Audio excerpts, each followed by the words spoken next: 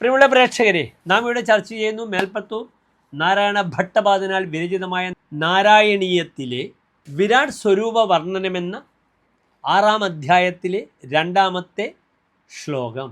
ജംഘേതലാതലമധ സുദനം ജജാനു കിഞ്ചോരു ഭാഗയുഗളം വിതലാതലേ ദ്വേ ക്ഷോണീതലം ജഗനമംബരമംഗനാഭിഃ വക്ഷശ്ച ശക്രനിലയസ്തവ ചക്രപാണേ.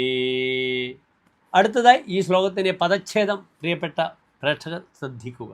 ജംഘേ തലാതലം അധ സുതലം ച ജാനു കിഞ്ച ഊരുഭാഗയുഗളം വിതലാതലേ ദ്വേ ക്ഷോണീതലം ജഘനം അംബരം അംഗ നാഭിഃ വക്ഷഃ ച ശക്രനിലയഃ തവ ചക്രപാണേ.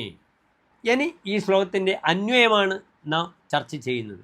ഹേ അംഗ ചക്രപാണേ തവ ജംഘേ തലാതലം ജാനു സുതലം ച കിഞ്ച ഊരുഭാഗയുഗളം വിതലാതലേ ദ്വേ ജഗനം ക്ഷോണീതലം നാഭിഃ അംബരം വക്ഷഃ ശക്രനിലയഃ ച.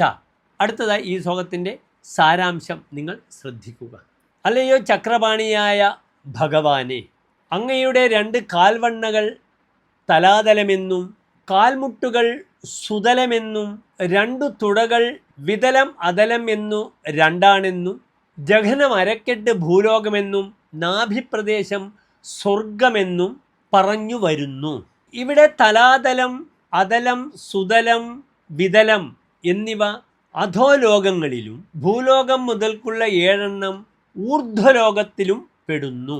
ഇതാകുന്നു ഈ ശ്ലോകത്തിൻ്റെ സാരാംശം. നമസ്തേ.